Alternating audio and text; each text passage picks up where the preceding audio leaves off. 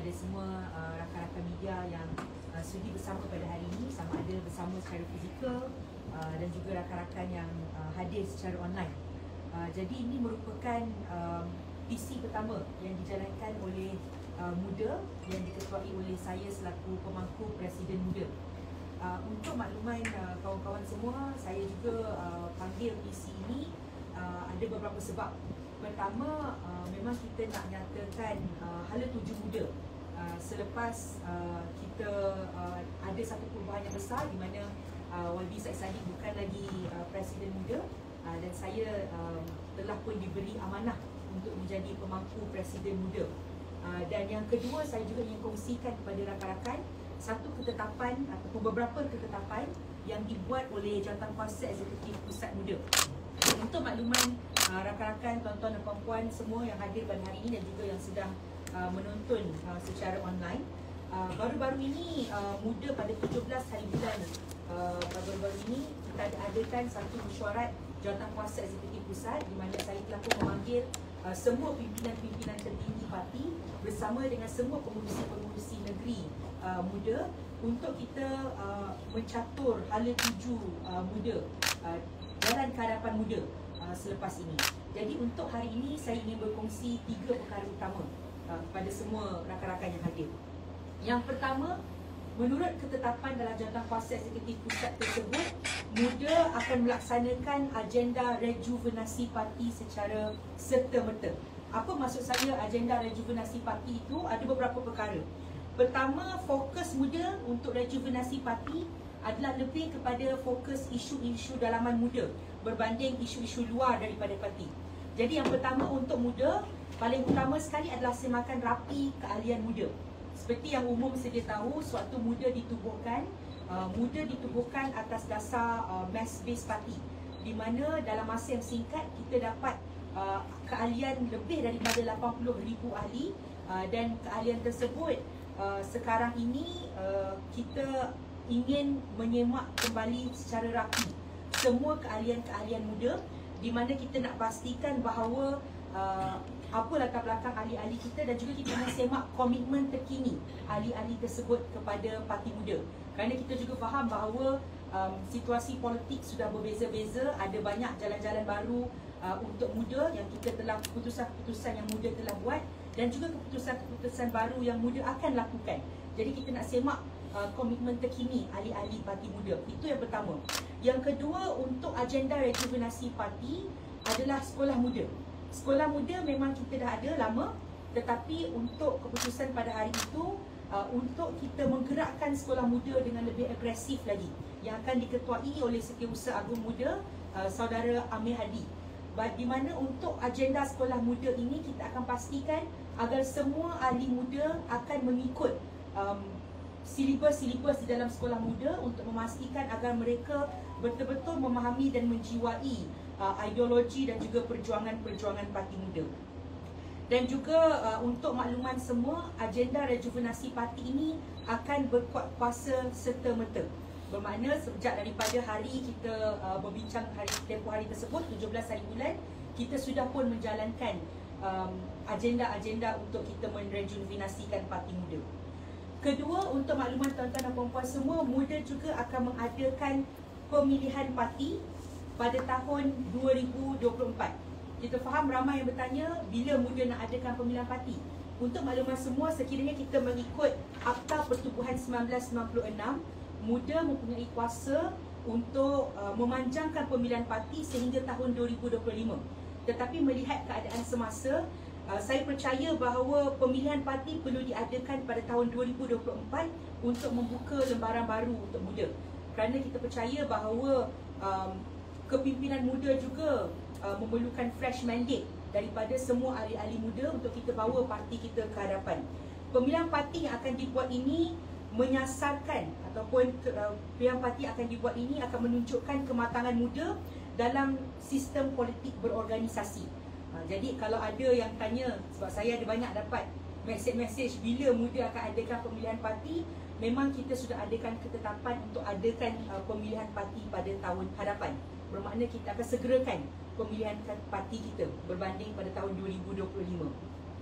Dan yang ketiga yang saya ingin kongsikan pada rakan-rakan media pada hari ini adalah perancangan 100 hari saya selaku pemangku Presiden Muda. Pertama, untuk 100 hari saya memegang jawatan selaku pemangku Presiden Muda, prioriti saya adalah untuk berjumpa kembali dengan semua ahli-ahli muda di peringkat negeri, di peringkat akar undi, untuk menyatakan rancangan dan juga bertanyakan kembali kepada mereka, mengadakan soal jawab bersama mereka.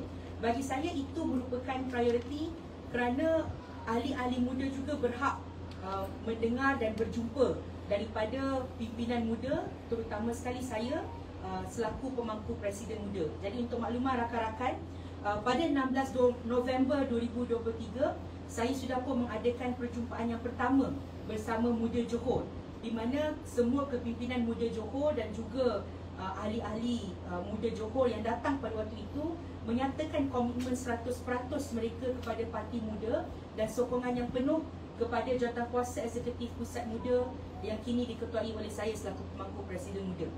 Perjumpaan yang seterusnya akan diadakan bersama Muda Sabah pada 8 Disember 2023 dan diikuti dengan perjumpaan bersama Muda Sarawak pada 9 Disember 2023. Dan saya juga akan kongsikan pada masa-masa yang akan datang takwim penuh orang kata jelajah pemangku Presiden Muda bersama dengan pimpinan-pimpinan muda berjumpa dengan akar umbi parti. Itu adalah prioriti yang pertama. Kedua, untuk 100 hari saya memegang jawatan sebagai pemangku Presiden Muda, saya akan mengadakan pertemuan rasmi dengan rakan-rakan politik di rantau Asia Tenggara. Untuk makluman semua, perjumpaan itu telah pun saya mulakan dengan berjumpa dengan rakan Move Forward Party di Thailand, di mana menerusi perjumpaan tersebut, beberapa perbincangan untuk jalan ke hadapan muda dan Move Forward Party telah dibincangkan, dan kita akan berjumpa sekali lagi untuk memateraikan beberapa kerjasama secara rasmi antara muda dan Move Forward Party. Selain daripada itu, salah satu rakan politik dalam rantau Asia Tenggara yang telah pun kami jadualkan untuk berjumpa adalah rakan-rakan daripada Partai Solidaritas Indonesia, di mana kita akan pastikan agar menerusi perjumpaan tersebut, sekali lagi kita dapat mematerai satu kerjasama yang utuh antara Parti Muda dan juga rakan-rakan Partai Solidaritas Indonesia, juga untuk kita menunjukkan komitmen muda dalam mengangkat bukan sahaja nama parti tetapi nama negara di rantau Asia Tenggara. Dan ketiga, terakhir sekali, komitmen saya dalam 100 hari selaku pemangku Presiden Muda adalah untuk mengadakan pertemuan rasmi dengan rakan-rakan kedutaan asing yang berada dalam negara Malaysia untuk menunjukkan komitmen muda dalam isu diplomatik dan juga perhubungan antarabangsa. Dan menerusi perjumpaan ini, saya juga bersama dengan rakan-rakan pimpinan akan menyampaikan hasrat dan aspirasi muda serta seluruh rakyat Malaysia tentang beberapa isu-isu antarabangsa, terutama sekali isu yang paling hangat yang sedang berlaku sekarang tentang isu Palestin.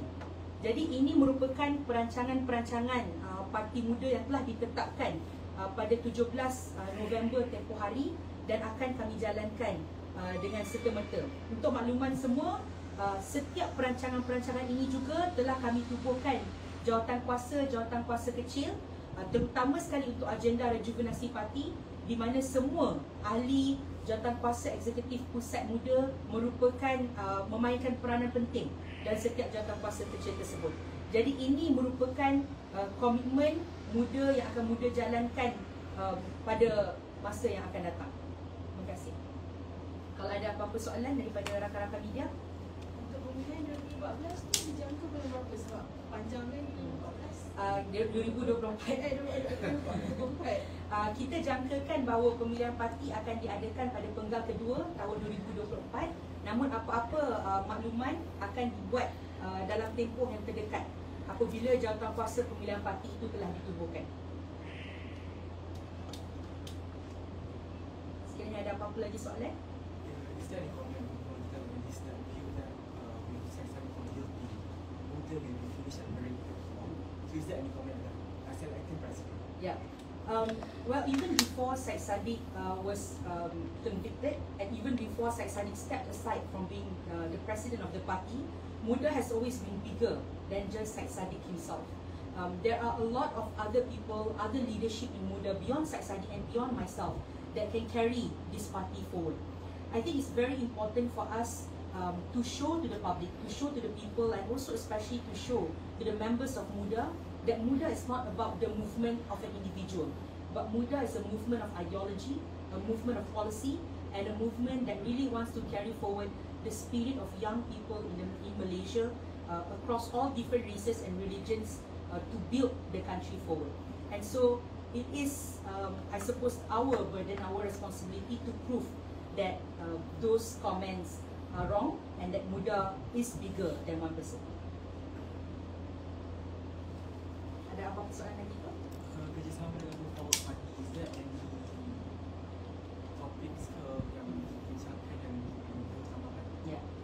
Pada perjumpaan yang pertama yang kita adakan dengan Move Forward Party, perjumpaan itu lebih kepada dasar-dasar ideologi, prinsip-prinsip yang kita ingin perjuangkan bersama, dan juga polisi-polisi yang kita rasakan MUDA dan Move Forward Party mempunyai persamaan dalam perjuangan-perjuangan kita.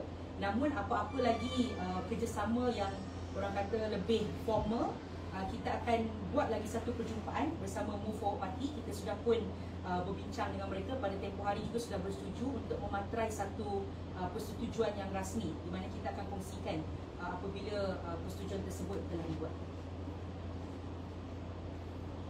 Nampaknya MUDA lebih bergerak ke arah luar negara. Bagaimana macam dalaman kerjasama parti-parti macam dalam Malaysia?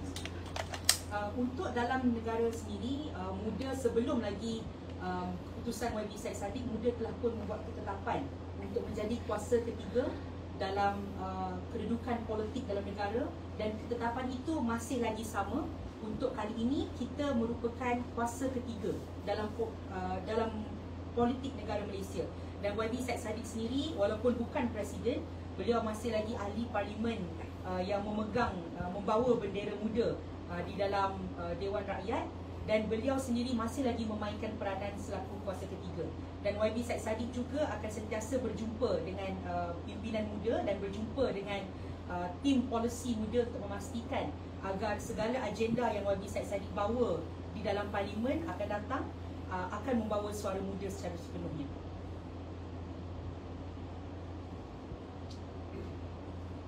Kalau tidak ada apa-apa lagi, ada apa lagi tu?